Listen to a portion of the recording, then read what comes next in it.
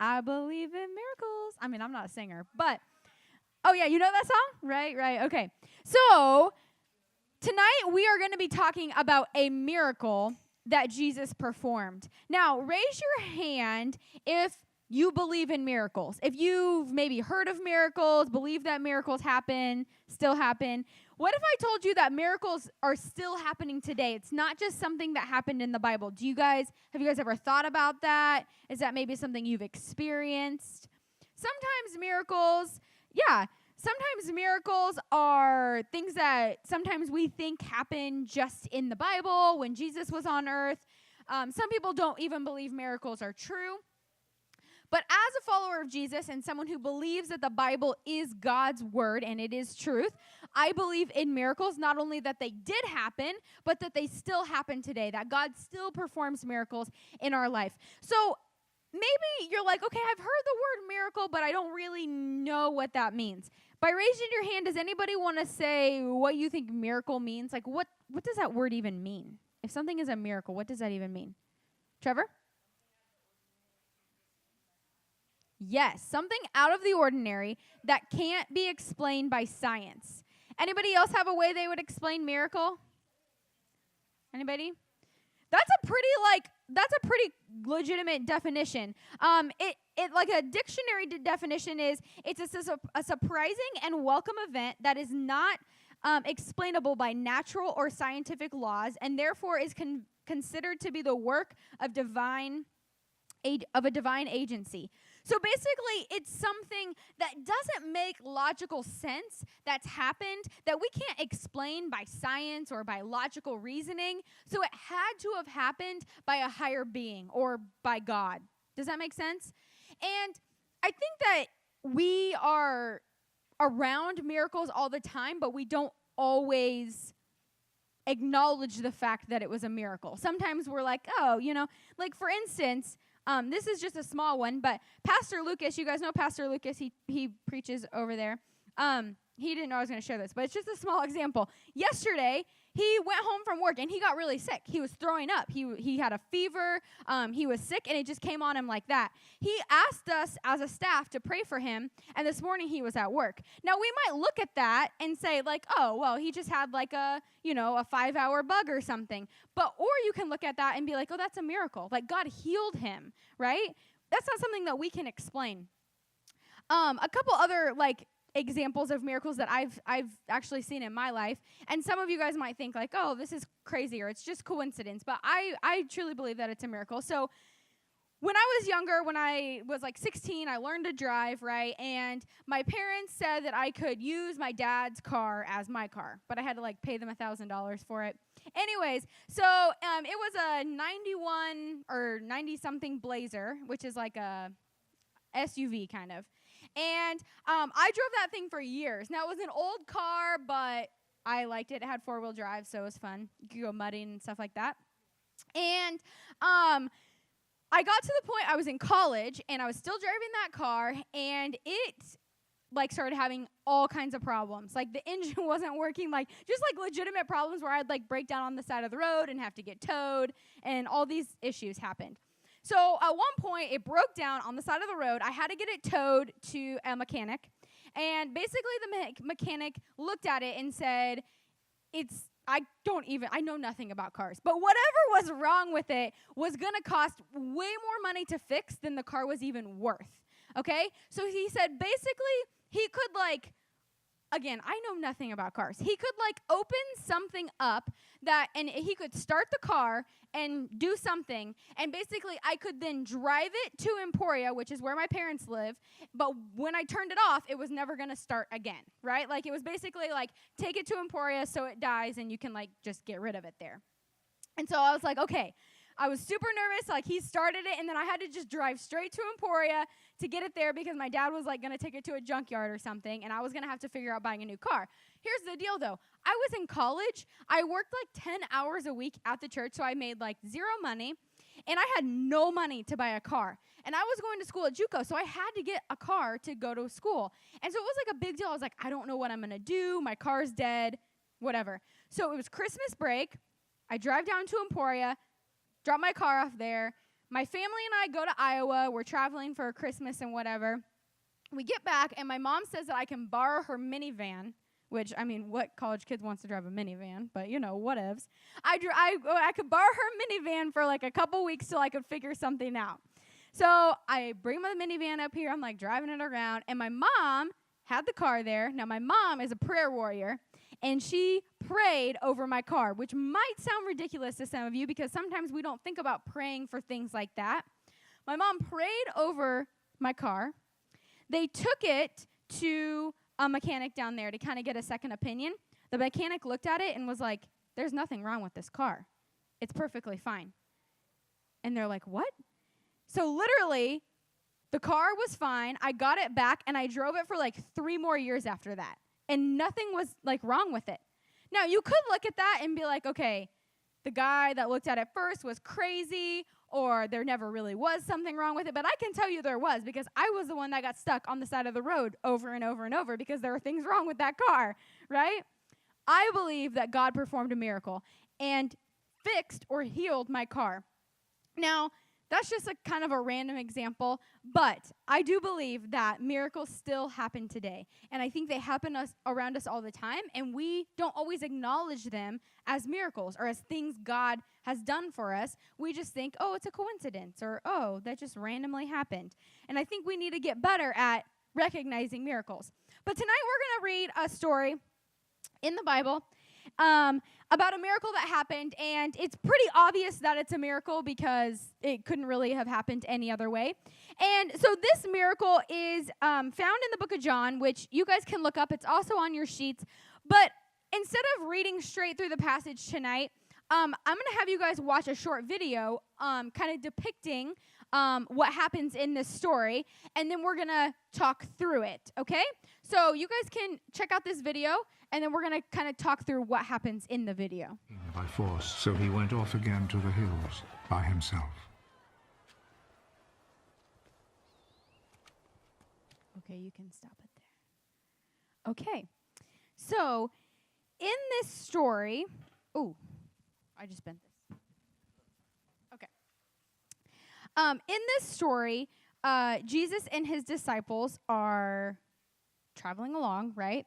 And before this passage, at the beginning of the video, it says after that. So we don't really, it just starts right there kind of in the middle of the story. But right before this part of the story, Jesus had been in Jerusalem performing miracles. So I want you guys to imagine what it would be like if a guy came into Gardner and he started performing all of these miracles. People would start to notice, right? It would start to gain some attention.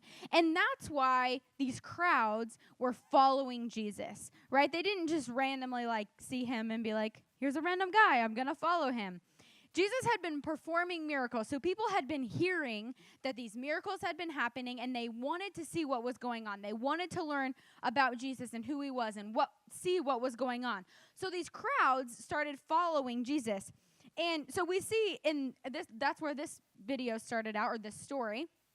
Jesus and his disciples are traveling along. They went by boat, and by the time they get where they're going, a large crowd had figured out where they were going and were following.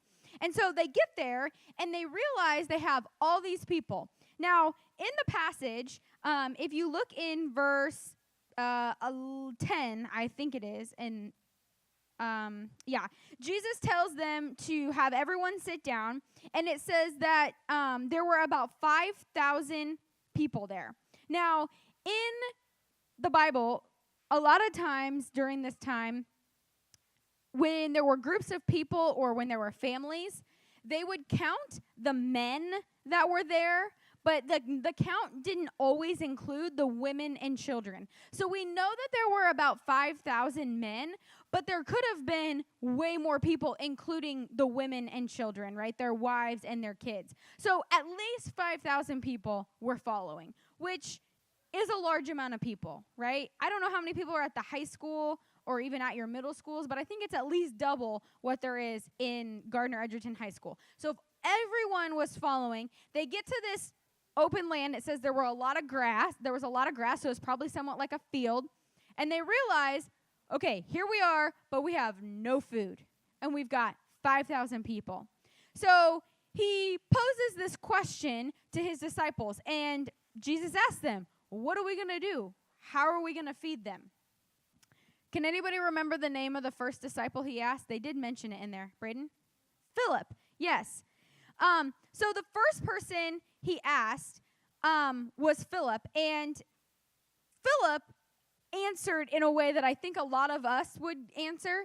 Philip goes about it logically, and he's like thinking about it, and he's like, okay, we've got all these people here, at least 5,000 people, and he says it would take at least a year's worth of wages to buy enough food for all these people. So I would have to work for at least a year, even just to get enough money to buy food for all these people. And we don't even have a place to buy all that food. So he's thinking about it logically, right? And he's like, I don't even see how this is possible, right? What would you say if you were in that situation? If you were one of the disciples, all these people are around, and Jesus looks at you and is like, hey, how are we going to feed all these people, right? Our first thoughts would probably be like, this is impossible. Like, there's nowhere to get food. We have no money. There's way too many people, even if we had a little bit of money. We would normally probably think about it logically and be just like Philip and be like, I don't think this is even possible. A lot of times when we face a problem in life, maybe it's not as a big of a problem as needing to feed 5,000 people in the wilderness. But when we face a problem, we typically look at it from our own human perspective, right? We think about it logically, about how can I fix this problem? What can I do? Instead of thinking about how can God step into this problem? How can God take care of this problem in his ability to do anything, right? But we think about it by our limited view when we're thinking about things logically. So, then Jesus asks another one of his disciples comes up, and he has a solution. What is the solution that he brings to the table? Yeah. Yes. How many people do you think 5 loaves of bread and 2 fish could feed? Just like take a guess. Yeah. One person? You could eat 5 loaves of bread and 2 fish? That's impressive. How many people? 10 people? Yeah, maybe 10 people, but nowhere near 5,000, right? Nowhere near it. But he's like, hey, man, this kid, he's got 2 fish, 5 loaves of bread. Like, this is all we got. And he's like, okay, what can we do with this? And what is Jesus' response to that? What does he do? Anybody remember? Yeah. He blesses it. He thanks God for what he has, right? And then they start distributing the food. And what happens at that point when they start distributing the food? Yeah. Exactly. It just begins to multiply. And not only do they have enough food to feed all 5,000 of those people, but they have excess. It says that afterwards, the disciples went around and picked up the food, and they had 12 baskets of leftover food. So not only did they have enough to feed everyone, but they had way more that they ended with than they even started with. Now, I want you guys to think about this. That doesn't just happen, right? We can probably try to sit here logically and break down how this story happened. We can try to think of all the ways that maybe everyone there secretly had loaves of bread and fish in their pockets. And then when they all sat down, they just start pulling them out, right? And that's really what happened, right? Now, you guys laugh at that because it kind of sounds ridiculous, but we do it all the time. When God does something in our lives, we think about it logically, and we're like, oh, MaryAnne, your car wasn't really broken. Like, God didn't really fix your car. It was probably the mechanic. He probably just didn't know what he was doing. And we try to justify this miracle that God performed. We try to understand something that is beyond our understanding. But we do that all the time with things, right? So one cool thing about this story is we know that is not the truth. We know that people didn't just pull things out of their pockets, because this is one of the few stories. It's a unique story in the Bible, because Jesus performed a lot of miracles, but not many miracles had as many eyewitnesses as this miracle did, okay? Thousands of people saw this happen. And you think about stories, right? Maybe you think about rumors that go around your school or around whatever. If it's a story that has eyewitnesses and, it's a lie that's going around, it's not going to last for very long because somebody's going to be like, no, I saw it with my own eyes, and that's not what happened, right? There were at least 5,000 people that saw this miracle happen, and we still hear the story today. So don't you think by now, or by then, if this wasn't true, somebody in the 5,000 would have been like, no, that's not what happened. I saw it with my own eyes, right? This is a rumor, but that didn't happen. So we have this story that has thousands of eyewitnesses, and we know that it's a miracle that God performed. So I'm going to go through 3 things in your notes that we can learn from this miracle. The first thing is, nothing is impossible to God. Sometimes we know this truth in our minds, but we don't always believe it to be true. We know when we think, I bet a lot of you would say, oh yeah, God can do anything. Nothing is impossible with God, but we don't live that way, right? When we have a problem that we're facing, whether we're sick or whether we're in a situation we don't know what to do or whether something bad happened to us, a lot of times our first instinct isn't to go to God, it's to try to figure it out on our own, right? But if we truly believed that nothing is impossible with God, why wouldn't we go to God first and be like, hey, God, I'm sick. Can you help me feel better? Or whatever the case is, right? Why is our first instinct not to pray about it and ask God to help us with that situation if we truly believe that nothing is impossible with God? Now, I think sometimes where this gets a little tricky is He doesn't always answer our prayers the way we hope or expect Him to, right? So not every time. I get really bad migraines, and so they're really bad headaches where I can't be around noise, I can't be around lights, I definitely can't be around smells. Things like that make me throw up when I have these really bad headaches.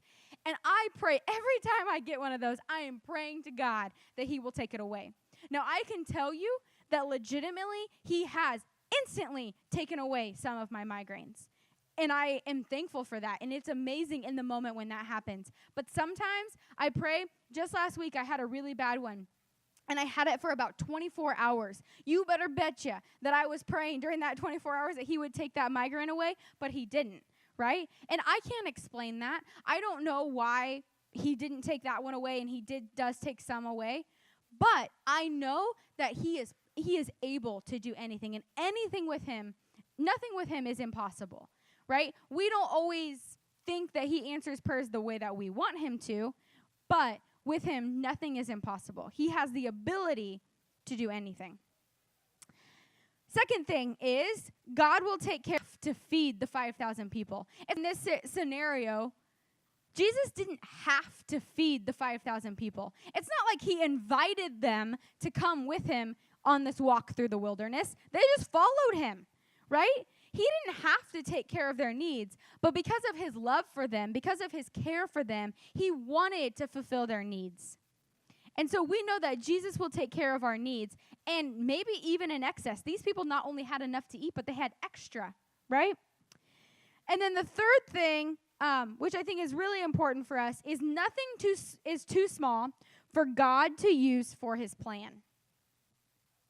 You think about the little boy in this story. It would have been really easy for him, or even for Simon Peter, right? Is that the second? Yeah, Simon Peter was the second disciple that brought the little boy to Jesus. It would have been really easy for them to be like, oh, well, we only have 2 fish and 5 loaves. Like, this isn't enough. And so just to not say anything at all, right? Just thinking like, oh, what I have isn't good enough. It's not enough. It's not going to make any difference. And to just sit back and do nothing at all. But they didn't do that, right? They were like, okay, this is what we've got. We're going to offer it. We're going to give it to Jesus and see what He can do with it. Sometimes you guys and myself, we think about ourselves and we're like, oh, like, I'm not the smartest kid in my class. I'm just a teenager, or I'm whatever, right? We think these things about ourselves, and we say, oh, well, God can't use me because I'm not an adult, or I'm not really smart, or whatever, right? But God is willing to use anything we offer to him to use for his plan, right? None of you are too young to be used by God. None of you are too dumb or whatever to be used by God.